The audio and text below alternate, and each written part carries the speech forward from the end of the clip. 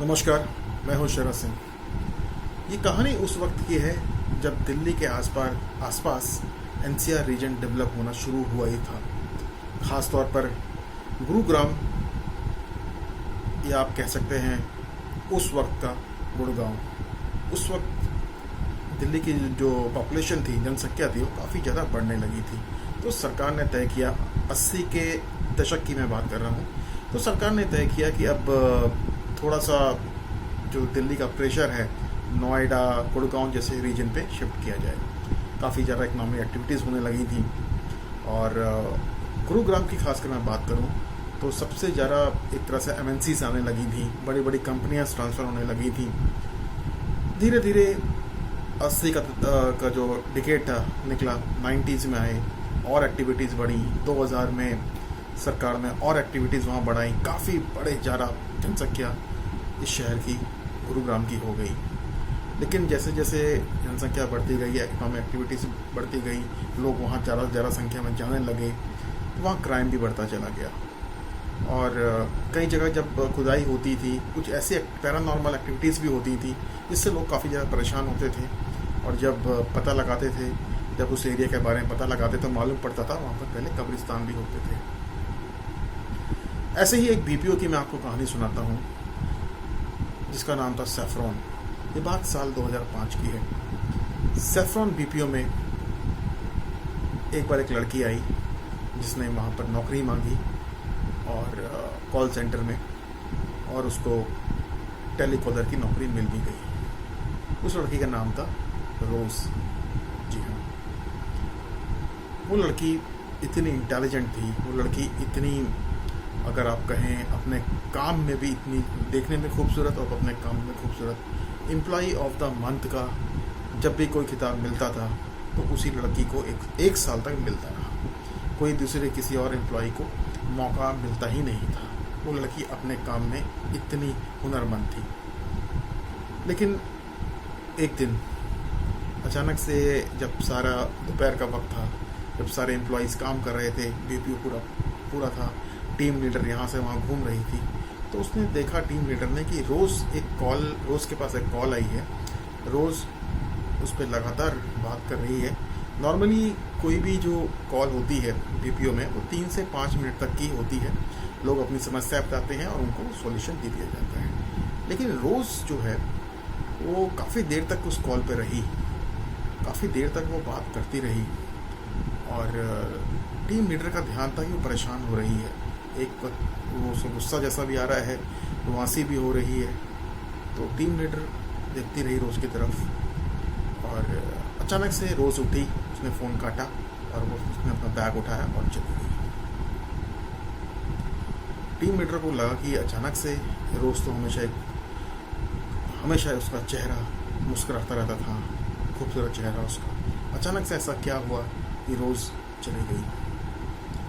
जब उसने team leader गई, उसने जब जाके उस कॉल की जांच करी तो देखा था कि उसमें से कोई कॉल आई ही नहीं थी। और कॉल पूरा ब्लैंक था।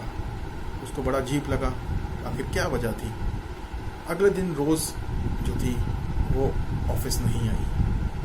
दिन बीतते गए, 2 दिन, 5 दिन, 7 दिन। जब रोज़ का फ़ोन ट्राई किया जाता तो उसका मोबाइल स्विच ऑफ होता था। तो आखिर में टीम लीडर ने डिसाइड किया कि अब इसकी जो बात को एचआर तक पहुंचाई जाए। ये बात एचआर तक पहुंची। ह्यूमन रिसोर्स डिपार्टमेंट जिसे कहते हैं, ह्यूमन रिसोर्स डिपार्टमेंट वालों ने भी काफ़ी चेक करने की कोशिश की, फ़ोन मिलाया। तब उन्होंने ये तय किया कि जितने भी कैब ड्राइवर्स होते हैं जो ऑफिस के लिए, जो बीपीओज़ के एम्प्लॉयज़ को लेके आते हैं, उनसे पूछा जाए कि किसने रोज़ का घर देखा है। तो उसमें से एक जो कैब ड्राइवर था उसने कहा, जी हाँ, मैंने रोज़ मैम का घर देखा है। तो वो उसको बताएंगे। तब कंपनी का एक मुलाजिम भी उसके साथ गया और उसने बताया कि देखिए, ये इनका घर है, मैम यहीं पर ही रुकती थी और यहाँ तक घर में चली जाती थी। तो कंपनी का मुलाजिम उस घर तक गया, उसने नॉक किया, घंटी बजाई। जो लोग निकल के आए उनसे पूछा कि उसका आई कार्ड दिखाया कि ये तो यहीं रहती हैं। तो लोग उनको तरफ देखते रहे, मुलाजिम की तरफ। अब बोला कि जी नहीं, यहाँ इस नाम की कोई लड़की नहीं रहती। तो जो मुलाजिम था कंपनी का, उसे बड़ा अजीब सा लगा। उसने बोला कि नहीं नहीं, हमारा कैब ड्राइवर तो कह रहा है कि यहीं पर ही वो अक्सर छोड़ा करता था और यहीं पर वो जाती थी, लेकिन उन्होंने साफ मना कर दिया। वो वापस थक हार के मुलाजिम कंपनी में आया, उसने बात अपने HR को बताई। फिर HR ने और मामले की तहकीकात करने की कोशिश करी, तो HR को ये लगा कि और मामले की तहकीकात करते हैं। HR ने और ज़्यादा कोशिशें बढ़ा दी। अचानक से एक दिन रोज़ के असली घर वालों का पता चल गया। गुरुग्राम से काफ़ी दूर था वो घर, तो कंपनी के 2 मुलाजिम रोज़ के घर गए और उन्होंने जब रोज़ के वहाँ उनको जाके उनके रोज़ के माँ बाप मिले तो उन्होंने बात करी कि सर देखिए, रोज़ हमारे यहाँ काम करती थी, लेकिन पिछले कई दिनों से वो नहीं आ रही है ऑफिस और उसने कुछ भी कंपनी से संपर्क नहीं साधा है, आखिर वजह क्या है। तो जो रोज़ के माँ बाप थे उन्होंने कंपनी के मुलाजिम की तरफ देखा और कहा, लगता है कि शायद आपको कुछ गलतफहमी हो गई है।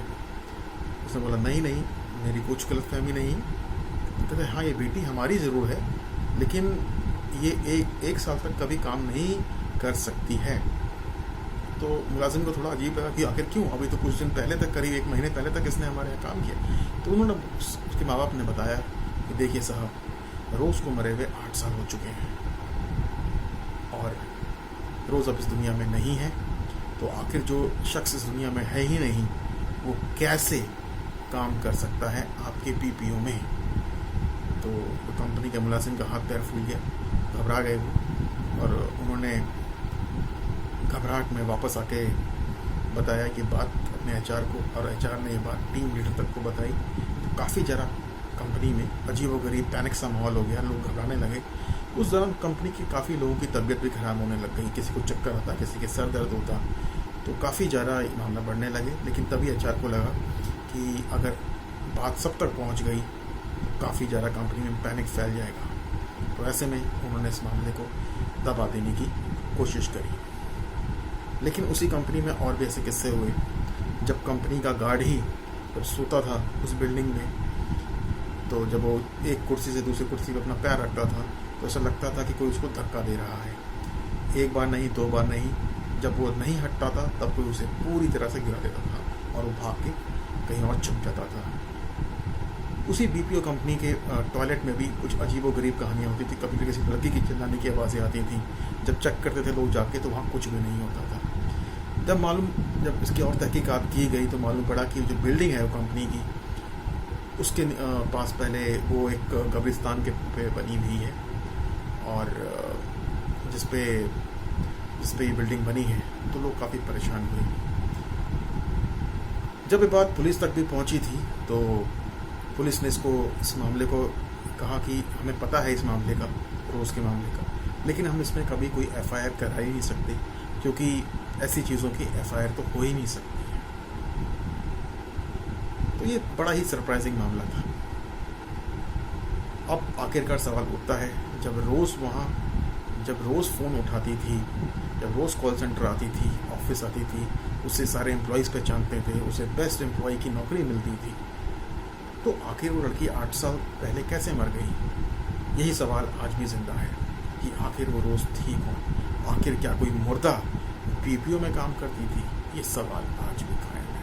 रोज़ का जो सवाल है वो आज भी कायम है। मुझे उम्मीद है आपको ये हमारी कहानी जरूर पसंद आई होगी, और अब आगे भी ऐसे ही किस्से और सुनने के लिए हमारे साथ आगे भी जरूर जुड़े रहेंगे। तब तक के लिए नमस्कार।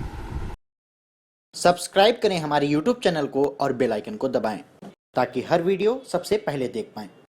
आप हमें Facebook और Twitter पर भी फॉलो कर सकते हैं। वीडियो देखने के लिए धन्यवाद।